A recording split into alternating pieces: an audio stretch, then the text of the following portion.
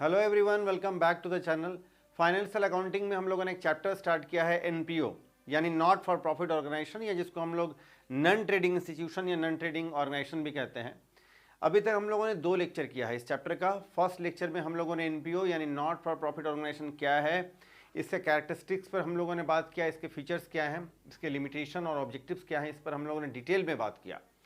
Second lecture में हम लोगों ने रिसिप्ट एंड पेमेंट अकाउंट में डिटेल में बात किया, यानी रिसिप्ट एंड पेमेंट अकाउंट क्या है, इसके मीनिंग और डेफिनेशन, इसका परफॉर्मा यानी इसका एक स्पेसिमेन यानी फॉर्मेट हम लोगों ने बनाना सीखा, और रिसिप्ट एंड पेमेंट अकाउंट का फीचर्स क्या है यानी कैरेक्टरिस्टिक्स पर हम लोगों ने चर्चा किया, ऑब्जेक्टिव्स क्या है, इसके नेसेसिटी यानी यूज़ क्या है, और इसके लिमिटेशन पर हम लोगों ने डिटेल में बात किया, और फिर हमारा रिसिप्ट एंड पेमेंट अकाउंट भी हम लोगों ने कंप्लीट कर लिया। आज हम लोग उसी क्लास को आगे लेकर चलेंगे और आज हम लोग करने वाले हैं इनकम एंड एक्सपेंडिचर अकाउंट पर चर्चा। यानी इनकम एंड एक्सपेंडिचर अकाउंट क्या है, इसके कैरेक्टरिस्टिक्स और इसके खासियत यानी फीचर्स क्या है, इस पर डिटेल में बात करेंगे। इसके लिमिटेशन, इसके ऑब्जेक्टिव्स और इसके नेसेसिटी यानी इसकी उपयोगिता क्या है, इसकी आवश्यकता क्या है, और एक हम लोग कंप्लीट परफॉर्मा यानी फॉर्मेट भी हम लोग इसका देखेंगे। सारे आइटम्स हम लोग को उसमें देखने को मिलेगा। सरप्लस या डेफिसिट कैसे कैलकुलेट करते हैं, किस साइड का अमाउंट का बैलेंस अगर जो है टोटल अगर ज़्यादा हो जाए, एक्सीड कर जाए तो हमारा डेफिसिट आएगा, और किस साइड हमारा सरप्लस आएगा, डिटेल में बात करेंगे। और बनाना भी आज हम लोग सीखेंगे। तो चलिए आज का वीडियो स्टार्ट करते हैं। Let's begin.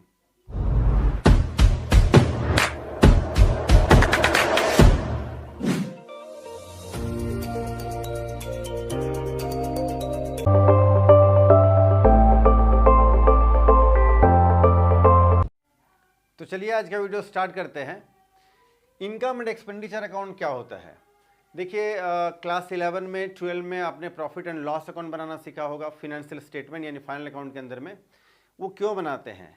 2 तरह के बिजनेस है, एक है ट्रेडिंग ऑर्गेनाइजेशन और दूसरी तरफ है non trading organization. Trading organization या प्रॉफिट ऑर्गेनाइजेशन हम लोग उसको कहते हैं जो प्रॉफिट अर्न करने के लिए अपना बिजनेस करते हैं, जिनका मोटिव प्रॉफिट अर्निंग होता है, इनकम जनरेट करना होता है। और दूसरी तरफ जिसमें कि आपका सोल प्रोप्राइटरशिप का बिजनेस आता है, पार्टनरशिप है, कंपनी है, और HUF वगैरह है, और फिर आपका कोऑपरेटिव ऑर्गेनाइजेशन या कोऑपरेटिव सोसाइटी भी आता है। 5 तरह के बिजनेस हैं।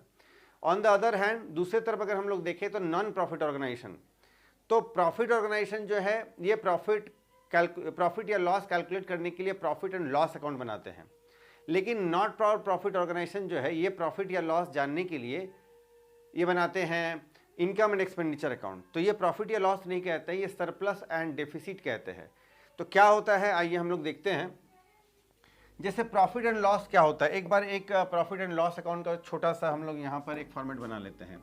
जैसे ये PL अकाउंट है, तो इसमें क्या होता था, डेबिट साइड में जो है जितने भी बिजनेस के एक्सपेंसेस हैं एंड लॉसेज हैं इसको हम लोग शो करते थे, रिकॉर्डिंग करते थे। और क्रेडिट साइड में जो है जितने तरह के इस बिजनेस से रिलेटेड इनकम या गेन है उसको हम लोग क्रेडिट में शो करते थे। अगर डेबिट साइड यानी एक्सपेंसेस साइड का टोटल अगर ज़्यादा हो जाता था तो लास्ट में बैलेंस होकर के प्रॉफिट आता था, प्रॉफिट आपका बैलेंस होकर के क्रेडिट साइड में आता था। अगर इनकम साइड यानी क्रेडिट साइड का टोटल ज़्यादा हो जाता था तो बैलेंसिंग फिगर डेबिट में आता था, जिसको हम लोग लॉस कहते थे, यानी नेट लॉस या फिर नेट प्रॉफिट।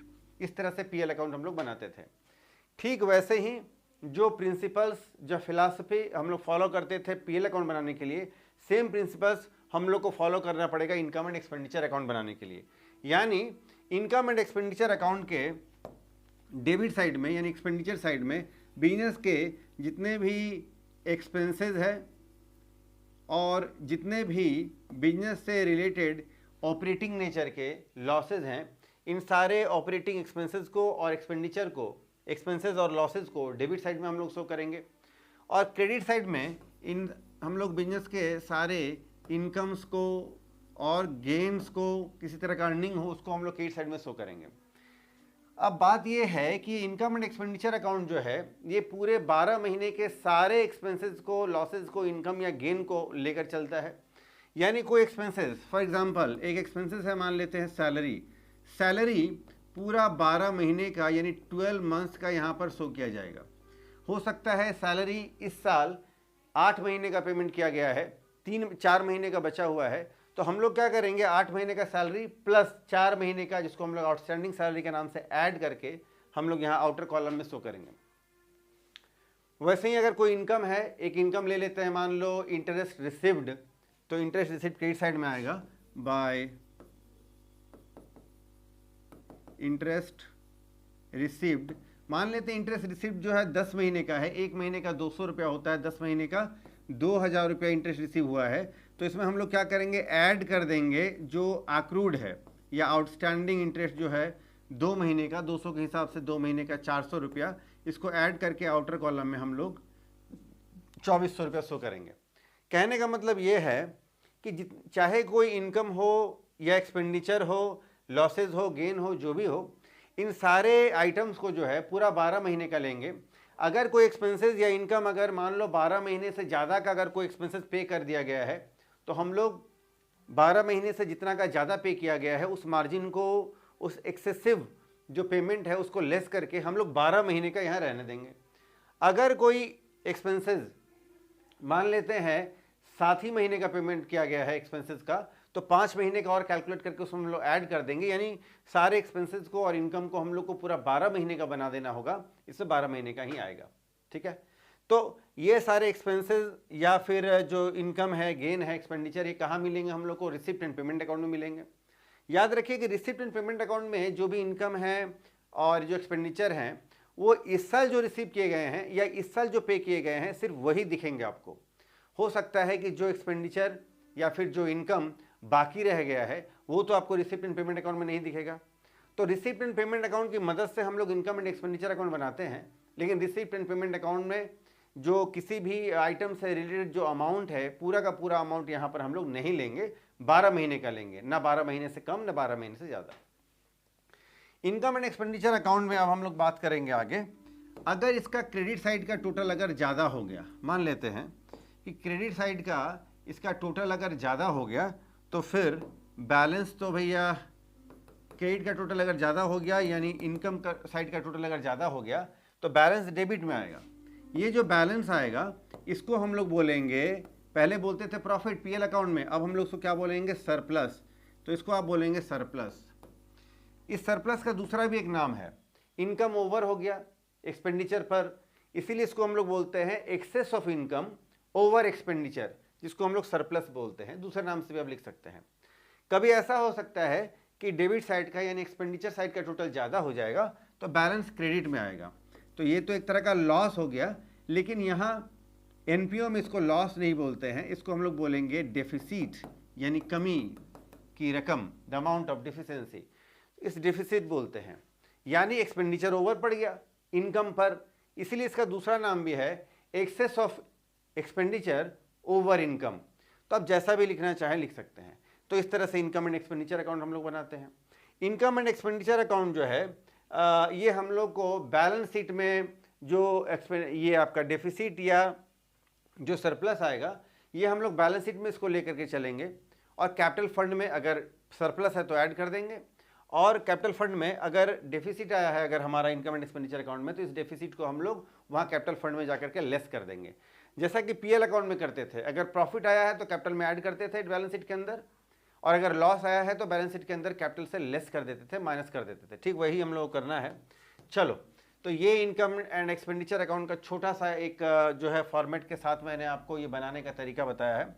अब हम लोग डिटेल में आज इनकम एंड एक्सपेंडिचर अकाउंट का थियोरी पार्ट कवर करने वाले हैं, और कल से हम लोग रिसिप्ट एंड पेमेंट अकाउंट और इनकम एंड एक्सपेंडिचर अकाउंट का प्रैक्टिकल क्वेश्चन जो है नंबर के साथ बनाना स्टार्ट करेंगे। आइए, तो अब जो है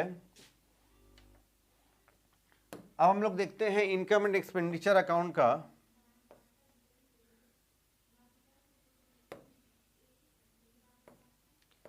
डिटेल में। अब हम लोग बात करेंगे एनपीओ के अंदर इनकम एंड एक्सपेंडिचर अकाउंट कैसे बनाते हैं। पहले तो हमारा ये सब हो चुका है इंट्रोडक्शन वगैरह, आज हम लोग करेंगे income and expenditure account.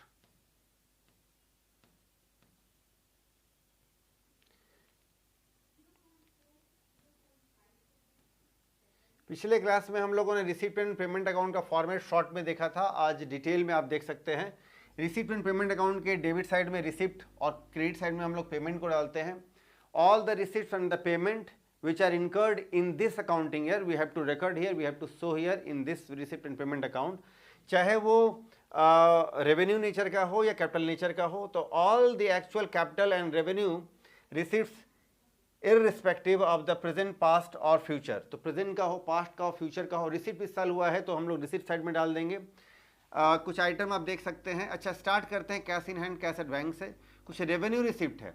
Revenue receipt वो है जो रिकरिंग नेचर का होता है, जिसका अमाउंट छोटा होता है, जो बार बार दोहराया जाता है, जैसे general donation, entrance fee, lockers rent, general grants, sales of scrap, sale of old use sports material, dividend, proceeds from entertainment, rent, receipt, charity, interest, miscellaneous receipt वगैरह वगैरह। क्रेडिट साइड यानी पेमेंट साइड अगर हम लोग देखें तो जो भी एक्चुअल कैपिटल नेचर के या रेवेन्यू नेचर के जो भी पेमेंट हैं सारे के सारे क्रेडिट साइड में आएंगे। ये अगर बैलेंस क्रेडिट में अगर हो तो इसको हम लोग बैलेंस ऑफ ओवरड्राफ्ट कहते हैं या ओवरड्राफ्ट बैलेंस कहते हैं। रेवेन्यू पेमेंट में आप देख सकते हैं जैसे कि सैलरी है, वेजेस है, पोस्टेज एंड कुरियर है, एक्सपेंसेस है, एडवर्टीजमेंट है, magazines, newspapers, audit fees, maintenance expenses और लंबा चौड़ा ये आपका। और फिर कुछ कैपिटल आइटम्स भी है। कैपिटल पेमेंट यानी बड़े बड़े पेमेंट जो हम लोग करने पड़ते हैं, जो नॉन रिकरिंग नेचर के होते हैं, इसको हम लोग कैपिटल पेमेंट्स कहते हैं, जो साल भर में एक दो बार ही होते हैं। नॉन रिकरिंग नेचर के होते हैं, अमाउंट बड़ा होता है, जैसे cost of land, building, plant, machine, cost of books, investment वगैरह जो हम लोग करते हैं। डेबिट साइड में अगर रिसिप्ट साइड में अगर हम लोग देखें तो जो कैपिटल रिसिप्ट के नेचर में क्या है, जो वन टाइम या ट्वाइस इन अ ईयर होता है, बड़ा बड़ा अमाउंट जिनका होता है, जैसे कि लेगेसीज है, इंट्रेंस फी है, ग्रांट्स है, donation for the specific purpose, live membership fee होता है, subscription for the specific purpose. तो ये सारा कुछ होता है। फिर हम लोग टोटल कर देते हैं। अगर डेबिट का टोटल ज़्यादा है तो क्रेडिट में बैलेंस आता है, cash in hand, cash at bank होगा। और अगर क्रेडिट का टोटल ज़्यादा है तो डेबिट साइड में ही ओवरड्राफ्ट भी हो सकता है। ठीक है, ये टोटल नहीं है, ये टोटल होगा, ओवरड्राफ्ट थोड़ा ऊपर होगा, यहाँ पर बैलेंस आपको दिखेगा। चलो, अब हम लोग आज से स्टार्ट करेंगे इनकम एंड एक्सपेंडिचर अकाउंट क्या होता है। Income and expenditure account is like profit and loss account of an enterprise, since not for profit organizations are not established for the purpose of earning profit, and they do not prepare profit and loss account. Instead, they prepare income and expenditure account at the end of the accounting period to determine the result, that's whether it has surplus or deficit. कहता है कि income and expenditure account जो है profit and loss account के जैसा बनाया जाता है, लेकिन नॉट फॉर प्रॉफिट ऑर्गेनाइजेशन के अंदर ये बनाया जाता है इनकम एंड एक्सपेंडिचर अकाउंट, जिससे हम लोग को सरप्लस या डेफिसिट कैलकुलेट होता है। ये क्या है, तो revenue expenses of the accounting period are taken whether they have been paid और नॉट। जो भी रेवेन्यू नेचर के एक्सपेंसेस हैं या जो भी आपके रेवेन्यू नेचर की इनकम है, ये आपके या तो पेड किए गए हैं, रिसीव किए गए हैं, या फिर अभी तक आउटस्टैंडिंग, अक्रूड या फिर ड्यू है या फिर पेड है, हाँ, उन सबको हम लोग लेते हैं, लेकिन 12 महीने का हम लोग लेंगे। नॉन कैश एक्सपेंसेस हो, जैसे कि डेप्रिसिएशन हो, या किसी तरह का लॉस ऑन फायर हो, लॉस ऑन फ्लड हो, लॉस बाय थेफ्ट हो, कैसा भी लॉस हो, उसको भी हम लोग लेते हैं। कैपिटल एक्सपेंडिचर जैसे purchase of land not considered because they are shown in the balance sheet. जो बड़े बड़े एक्सपेंसेस हैं, बड़े बड़े इनकम है, बड़े बड़े इनकम जो है वो कैपिटल फंड जैसे ट्रीट किए जाएंगे, वो बैलेंस शीट के अंदर जाएंगे। जो बड़े बड़े एक्सपेंसेस है उनको हम लोग एसेट्स ट्रीट करते हैं। बड़े बड़े एक्सपेंसेस जो होते हैं कैपिटल एक्सपेंसेस, इससे एसेट्स का फॉर्मेशन होता है, एसेट्स के वैल्यू में इंक्रीमेंट होता है, बढ़ोतरी होती है, तो ये बैलेंस शीट में एसेट साइड में जाएगा, तो उसको हम लोग नहीं लेते हैं इनकम एंड एक्सपेंडिचर अकाउंट में, सिर्फ रेवेन्यू आइटम को ही लेंगे। Income and expenditure account is prepared at the end of the accounting period, सही है। Income and expenditure account is statement which is prepared at the certain the surplus और deficit. तो deficit या surplus calculate करने के लिए हम लोग बनाते हैं। Surplus is added to the capital fund, और डेफिसिट जो है इसको कैपिटल फंड से डिडक्ट कर दिया जाता है। जनरल या नॉर्मल कॉमन बिजनेस में जिसको कैपिटल कहते हैं, उसी को एनपीओ में हम लोग कैपिटल फंड कहते हैं। तो बिजनेस में अगर प्रॉफिट है तो कैपिटल में ऐड करते थे, एनपीओ में क्या है, अगर सरप्लस है तो कैपिटल फंड में ऐड करेंगे, डेफिसिट यानी लॉस अगर है तो हम लोग उसको इससे माइनस कर देंगे कैपिटल फंड से। Income and expenditure account is a nominal account. अच्छा, ये एक तरह का नॉमिनल अकाउंट है। नॉमिनल अकाउंट क्या कहता है, all the expenses and losses are shown और recorded in the debit side of this account, and all the income and gains are credited in the account. तो जितने भी लॉस एक्सपेंसेस होंगे या लॉसेस होंगे डेबिट में, और जितने भी इनकम या गेन होंगे क्रेडिट में शो करना है। It is prepared exactly in the same manner as the revenue account, यानी profit and loss account, and all the incomes and gains are shown in the credit side and expenses and losses are shown in the debit side. वैसे ही बनाते हैं PL account जैसा। All the revenue items relating to the current period are shown in this account. इस account में क्या है कि जो भी आइटम इस अकाउंटिंग से यानी इस अकाउंटिंग रिलेटेड यानी इस करंट ईयर से रिलेटेड है, ऐसे ही एक्सपेंसेस और लॉसेस को डेबिट साइड में लेंगे, ऐसे ही इनकम और गेन्स को हम लोग क्रेडिट साइड में शो करेंगे, इसका रिकॉर्डिंग करेंगे और फिर आगे बनाएंगे प्रॉफिट ये income and expenditure account. It is prepared by following accrual principle with the help of receipts and payments account and additional information यानी adjustments। Income and expenditure account बनाते समय हम लोग को जो एडजस्टमेंट्स हैं यानी जो हम लोग को नीचे जो मिलता है फुटनोट में एडजस्टमेंट टाइप से, तो एडजस्टमेंट को हम लोग कंसिडर करेंगे। यानी ये इनकम एंड एक्सपेंडिचर अकाउंट जो है ये एक्रूअल बेसिस पर बनाया जाता है। एक्रूअल बेसिस का मतलब होता है कोई भी एक्सपेंसेस या इनकम जो अभी पेड या रिसीव नहीं किया गया है लेकिन वो है इसी साल का रिलेटेड है, इसी साल के लिए है, तो फिर भी उसको भी हम लोग कंसिडर करते हैं। यानी कोई अगर आउटस्टैंडिंग एक्सपेंसेस है इस साल का है लेकिन, तो उसको कंसिडर करेंगे। अगर कोई एक्रूड इनकम है लेकिन इस साल के लिए है, इस साल का है, तो हम लोग उसको कंसिडर करेंगे। इसी तरह से जो भी एक्सपेंसेस या इनकम गेन जो कि पेड नहीं हुआ है, पेएबल है फिलहाल, रिसीवेबल है फिलहाल, उन सबको लेंगे जो इस साल से रिलेटेड है, इस 12 महीने के लिए है। The income and expenses of capital nature are not recorded on this account, but cash items like depreciation are non-cash items like depreciation are included in this account। जो भी बड़े बड़े जो कैपिटल नेचर के एक्सपेंसेस हैं या फिर जो इनकम है उसको हम लोग इस अकाउंट में नहीं लेते हैं, लेकिन रेवेन्यू नेचर के जो हैं, चाहे वो लॉस भी क्यों ना हो, चाहे वो नॉन कैश ट्रांजैक्शन क्यों ना हो, जैसे कि डेप्रिसिएशन, ये एक तरह का नॉन कैश ट्रांजैक्शन है लेकिन बिजनेस के लिए रेवेन्यू लॉस है, तो इसको हम लोग डेबिट साइड में लेंगे और लेते हैं। Necessity and objectives of income and expenditure account क्यों बनाते हैं, क्यों बनाया जाएगा इनकम एंड एक्सपेंडिचर अकाउंट? तो बात तो साफ है कि बिजनेस का प्रॉफिट या लॉस कैलकुलेट करने के लिए हम लोग ट्रेडिंग यानी प्रॉफिट मेकिंग ऑर्गेनाइजेशन जो होते हैं, प्रॉफिट मेकिंग ऑर्गेनाइजेशन में हम लोग क्या करते हैं, यानी ट्रेडिंग ऑर्गेनाइजेशन में क्या करते हैं, प्रॉफिट या लॉस जानने के लिए हम लोग पीएल अकाउंट बनाते हैं। वैसे ही हम लोगों को नॉन ट्रेडिंग या नॉट फॉर प्रॉफिट ऑर्गेनाइजेशन में सरप्लस या डेफिसिट क्या हुआ है ये जानने के लिए हम लोगों को इनकम एंड एक्सपेंडिचर अकाउंट बनाना पड़ता है। हमारा इस साल का जो एक्सपेंडिचर है यानी खर्चे जो है हम लोगों ने ज़्यादा कर दिया है, या इस साल हम लोगों ने अर्निंग्स इनकम या गेन ज़्यादा हम लोगों ने किया है, पता कैसे चलेगा? जब हम लोग इनकम एंड एक्सपेंडिचर अकाउंट बनाएंगे तभी तो। बिजनेस हमारा आगे की ओर बढ़ रहा है, राइज कर रहे हैं हम लोग, ग्रोथ ला रहे हैं बिजनेस में, या हम लोग लूज कर रहे हैं, पता कैसे चलेगा? इनकम एंड एक्सपेंडिचर अकाउंट बना करके। तो to find out the surplus और डेफिसिट इसलिए बनाते हैं to make equilibrium between the income and expenditure. Expenditure और इनकम के बीच में एक इक्विलिब्रियम हो, उस समानता की भावना होती है, समान हो करीब करीब। ज़्यादा हो इनकम तब तो अच्छी बात है, लेकिन ऐसा नहीं कि एक्सपेंडिचर ज़्यादा हो जाए। To find out the total receivable amount of the subscription during the year, इस साल कितना सब्सक्रिप्शन हम लोगों ने रिसीव किया है, कितना रिसीव करना बाकी रह गया है, ये भी जानना हो तो इनकम एंड एक्सपेंडिचर अकाउंट बनाना होता है। To find out the payable income tax, income tax कितना पे करना है, क्योंकि जैसे कि ट्रेडिंग ऑर्गेनाइजेशन में क्या होता था, नेट प्रॉफिट पर हम लोग को टैक्स पे करना होता था। यहाँ यानी नॉन ट्रेडिंग ऑर्गेनाइजेशन में क्या है, ये सरप्लस पर हम लोग को इनकम टैक्स पे करना पड़ता है, क्योंकि सरप्लस का अमाउंट एक तरह का इनकम है और उस नेट इनकम पर हम लोग को टैक्स पे करना पड़ेगा। कितना हुआ है नेट इनकम इस साल, कितना सरप्लस हुआ है, वो कैलकुलेट करने के लिए इनकम एंड एक्सपेंडिचर अकाउंट तो बनाना ही पड़ेगा आपको। To ensure that the income and expenses are as per the objects of the institution, business का जो ऑब्जेक्ट है वो है इनकम पता करना, इनकम कितना हुआ है, एक्सपेंसेस कितना हुआ है, इसलिए भी हम लोगों को इनकम एंड एक्सपेंडिचर अकाउंट बनाना चाहिए।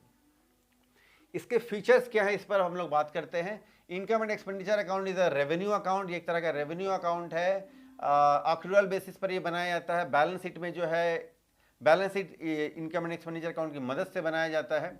It does not record opening closing balances of cash and bank.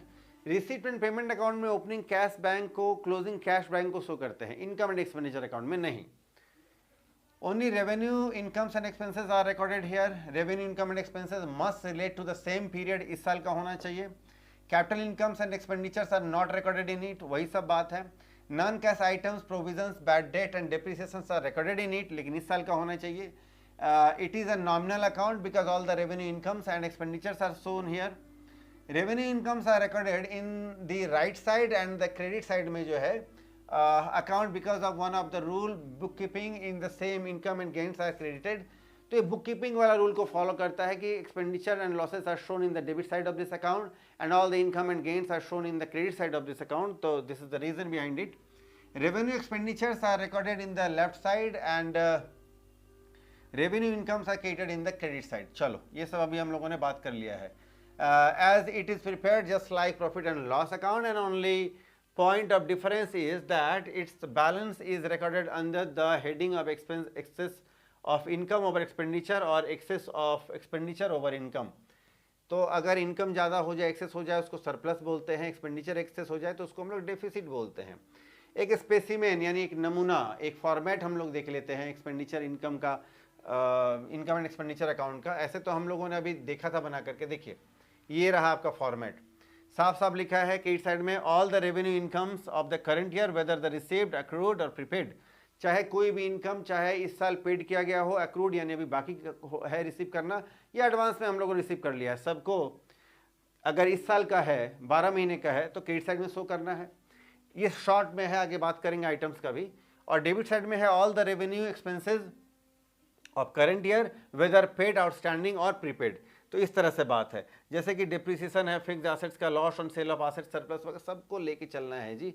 अब एक एक करके हम लोग सारे आइटम्स पर बात करते हैं। देखिए ये रहा आपका फॉर्मेट परफॉर्मा, फुल डिस्क्रिप्शन के साथ, पूरा डिस्क्रिप्शन है, डिटेल है। जैसे एक इनकम है, एक्सपेंडिचर डेबिट में लेंगे, इनकम को क्रेडिट में लेंगे। एक इनकम है सब्सक्रिप्शन, सब्सक्रिप्शन यानी चंदा। कोई स्पोर्ट्स क्लब हो या कोई रोटरी क्लब हो या फिर जनरल कोई क्लब अगर हो, लायंस क्लब अगर आपने सुना होगा, तो ऐसे जगह क्या है, कोई भी मठ हो, मंदिर हो, कई जगह जो है ये सब्सक्रिप्शन चंदा देना पड़ता है, डोनेशन चैरिटी करना पड़ता है मेंबर बनने के लिए। तो सब्सक्रिप्शन अगर रिसीव हो रहा है, हमारा ऑर्गेनाइजेशन है, हम लोग का स्कूल है, कॉलेज है, तो फ़ी वगैरह सब्सक्रिप्शन जो रिसीव कर रहे हैं वो इनकम है, तो हम लोग को लिखना होगा। और अगर add outstanding of this year, कुछ अगर आउटस्टैंडिंग रह गया है तो उसको हम लोग ऐड कर लेंगे। कुछ अगर एडवांस में पिछले साल अगर हम लोगों ने रिसीव कर लिया था, इस साल तो रिसीव दोबारा नहीं होगा, उसको ऐड कर लेंगे। ये हम लोग डिटेल में बात करेंगे, आगे देखेंगे कैलकुलेशन वगैरह, है ना। अब डेबिट साइड में एक्सपेंसेस कुछ है, जैसे रेवेन्यू एक्सपेंसेस वगैरह, सैलरी वगैरह है। अगर इस साल आउटस्टैंडिंग रह गया तो ऐड कर देना है, अगर प्रीपेड है तो फिर लेस कर देंगे। और इस तरह से डेबिट साइड में सारे एक्सपेंसेस को लेंगे, जैसे कि loss on sale of assets भी है, loss on sale of specific item है, एक्सपेंसेस कंज्यूमेबल गुड्स वगैरह है, जैसे स्टेशनरी, मेडिसिन। ओपनिंग स्टॉक को लेंगे, इस साल कितना परचेज हुआ है उसको हम लोग ऐड कर लेंगे। तो डेबिट साइड में सारे एक्सपेंसेस, क्रेडिट साइड में सारे इनकम को हम लोग लेंगे। और इस तरह से जो है हमारा ये बहुत लंबा चौड़ा फॉर्मेट है जी। इनकम एंड एक्सपेंडिचर अकाउंट बन जाएगा। बैलेंस अगर डेबिट में आ गया, इसको बोलेंगे excess of income over expenditure, बोलेंगे सरप्लस। क्रेडिट साइड में अगर आपका बैलेंस आ गया, इसको बोलेंगे excess of expenditure over income यानी डेफिसिट। चलो, तो ये भी हमारा हो गया। और टेलीग्राम चैनल में जो है मैं ये नोट्स डाल दूंगा पीडीएफ के फॉर्म में, फ्री ऑफ कॉस्ट में, वहाँ से आप इसको डाउनलोड कर पाएंगे। अब बात करेंगे difference between receipt and payment account and income and expenditure account, दोनों में डिफरेंस क्या है। देखिए डिफरेंस तो भाई साफ है। रिसिप्ट एंड पेमेंट अकाउंट जो है ये कैश अकाउंट के जैसा है। जितना भी रिसिप्ट या पेमेंट इस साल हुआ है, सबको हम लोग रिसिप्ट एंड पेमेंट अकाउंट में डाल देंगे, चाहे वो पिछले साल का हो, 2-4-10 साल पहले का हो, आगे का हो, पीछे का हो, इस साल का हो, रेवेन्यू नेचर का हो, कैपिटल नेचर का हो, सबको हम लोग ले लेते हैं रिसिप्ट एंड पेमेंट अकाउंट में। Receipt and payment account business का प्रॉफिट या लॉस, सरप्लस या डेफिसिट कुछ नहीं बताता है। इनकम एंड एक्सपेंडिचर अकाउंट क्या है, ये बिजनेस का डेफिसिट या सरप्लस को बताएगा। इसमें जो है सिर्फ 12 महीने का ही एक्सपेंसेस या लॉसेज, इनकम और गेन को हम लोग लेते हैं, जो इस अकाउंटिंग ईयर का है और जो रेवेन्यू नेचर का है। लेकिन रिसिप्ट एंड पेमेंट अकाउंट में तो कैपिटल नेचर का भी आता है। ऑब्जेक्ट ऑफ प्रिपरेशन क्यों बनाते हैं, कैश का डिटेल जानने के लिए। ये क्यों बनाते हैं, आपका बिजनेस इस अकाउंटिंग ईयर का इनकम या एक्सपेंडिचर का डिटेल को हम लोग जानने के लिए बनाते हैं। Items of debit side, debit में यहाँ पर जो है रिसिप्ट डालते हैं, यहाँ डेबिट साइड में जो हम लोग एक्सपेंसेस डालते हैं। क्रेडिट साइड में यहाँ पर जो है हम लोग रिसिप्ट एंड पेमेंट अकाउंट में हम लोग पेमेंट डालते हैं और यहाँ इनकम को डालते हैं। एंट्री ऑफ एडजस्टमेंट, तो हम लोग किसी भी एडजस्टमेंट को इंक्लूड नहीं करते हैं रिसिप्ट एंड पेमेंट अकाउंट में, जबकि इनकम एंड एक्सपेंडिचर अकाउंट में हम लोग को एडजस्टमेंट को इंक्लूड करना पड़ता है, तभी जाके हम लोग को डेफिसिट या सरप्लस सही सही आएगा। Period to which items relate. Income and expenditure account जो है वो आपका previous year, current year, last year, coming year, सबका डिटेल यहाँ आता है। इनकम एंड एक्सपेंडिचर अकाउंट जो है ये सिर्फ करंट अकाउंट से ही रिलेट करता है। Receipt and payment account debit side में जो है ओपनिंग बैलेंस से स्टार्ट होता है या क्रेडिट साइड ओवरड्राफ्ट से स्टार्ट होता है, लेकिन इनकम एंड एक्सपेंडिचर अकाउंट में कोई ओपनिंग या क्लोजिंग बैलेंस नहीं होता है। डेप्रिसिएशन, बैड डेट, ये सब नॉन कैश ट्रांजैक्शन है, इसलिए रिसीप्ट एंड पेमेंट अकाउंट में नहीं आता है। ये नॉन कैश ट्रांजैक्शन तो हो लेकिन रेवेन्यू नेचर के हैं और बिजनेस का प्रॉफिट या लॉस पता करने के लिए यानी सरप्लस या डेफिसिट पता करने के लिए जरूरी है, इसलिए ये आपका एक्सपेंडिचर एंड इनकम अकाउंट में आता है। आगे देखिए क्लोजिंग बैलेंस। क्लोजिंग बैलेंस को कैश का या ओवरड्राफ्ट का होगा रिसीप्ट एंड पेमेंट अकाउंट में। यहाँ कोई क्लोजिंग बैलेंस वगैरह नहीं होता है, और अगर कहना चाहें तो क्लोजिंग बैलेंस अगर डेबिट में आए तो सरप्लस, क्रेडिट में अगर आए तो deficit. Transfer of closing balance, यहाँ का जो क्लोजिंग बैलेंस जो है ये कहीं ट्रांसफर वगैरह नहीं होता है, इसी अकाउंट में रहता है, कैश है ये। इसका जो क्लोजिंग बैलेंस जो है वो आपका सरप्लस या डेफिसिट होगा, जिसको हम लोग बैलेंस शीट में लेके चलेंगे। कैपिटल फंड में अगर सरप्लस है तो ऐड करेंगे, डेफिसिट अगर है तो लेस कर देंगे। नेसेसिटी ऑफ प्रिपरेशन, कैश का डिटेल जानने के लिए हम लोग को बनाना पड़ता है receipt and payment account. Deficit या सरप्लस क्या हुआ, इनकम एंड एक्सपेंडिचर अकाउंट, इसलिए हम लोग को जरूरी है बनाना। बात करेंगे प्रिपरेशन ऑफ बैलेंस शीट। तो बैलेंस शीट जो है वो बनाने के लिए रिसिप्ट एंड पेमेंट अकाउंट बनाना जरूरी नहीं है, लेकिन इनकम एंड एक्सपेंडिचर अकाउंट बनाना जरूरी है। स्टेटमेंट वर्सेस अकाउंट, तो रिसिप्ट एंड पेमेंट अकाउंट जो है एक तरह का कैश बुक का या कैश का समराइज फॉर्म है, इसलिए एक तरह का बुक है। लेकिन लेकिन इनकम एंड एक्सपेंडिचर अकाउंट जो एक तरह का अकाउंट है जो डेबिट एंड क्रेडिट रूल्स पर बेस्ड है। काइंड्स ऑफ अकाउंट, तो इनकम एंड एक्सपेंडिचर अकाउंट ये रियल अकाउंट है। रियल अकाउंट में क्या फॉर्मूला है जी, जल्दी से याद करो। Debit what comes in, credit what goes out, जो आता है डेबिट, जो जाता है क्रेडिट। लेकिन ये जो इनकम एंड एक्सपेंडिचर अकाउंट जो ये बाय नेचर नॉमिनल अकाउंट है, वो क्या है फॉर्मूला, यानी डेबिट में all the expenses and losses are shown, और क्रेडिट साइड में all the income and gains are shown. Principles of accounting, accounting के क्या प्रिंसिपल है, ये डबल एंट्री सिस्टम पर बेस्ड है, पर बेस्ड नहीं है रिसिप्ट एंड पेमेंट अकाउंट, लेकिन इनकम एंड एक्सपेंडिचर अकाउंट जो है वो डबल एंट्री सिस्टम पर बेस्ड है। मेथड ऑफ अकाउंटिंग, ये जो है ये कैश सिस्टम पर बेस्ड है, और ये जो है ये एक्रूअल सिस्टम पर बेस्ड है। नेचर का बात करें तो ये समरी ऑफ कैश बुक है, और ये एक तरह का like a profit and loss account है। Nature of items, revenue versus capital, तो रिसीप्ट एंड पेमेंट अकाउंट में जो है रेवेन्यू, कैपिटल, हर नेचर का आइटम्स आता है, लेकिन इनकम एंड एक्सपेंडिचर अकाउंट में सिर्फ रेवेन्यू नेचर के ही आइटम आएंगे, whether the expenditure whether the income. Part of accounting, it's not a part of accounting receipt and payment account, लेकिन इनकम एंड एक्सपेंडिचर अकाउंट जो है it's the necessary part of accounting. Entry of reserve and provision, reserve and provision का receipt and payment account से कोई लेना देना नहीं है, लेकिन इनकम एंड एक्सपेंडिचर अकाउंट में इसको हम लोग कंसीडर करते हैं। Entry of credit, purchase and sale, credit purchase sale अगर है तो उसका एंट्री कोई भी रिसीप्ट एंड पेमेंट अकाउंट में नहीं होगा, यहाँ सिर्फ कैश ट्रांजैक्शन को ही शो किया जाता है।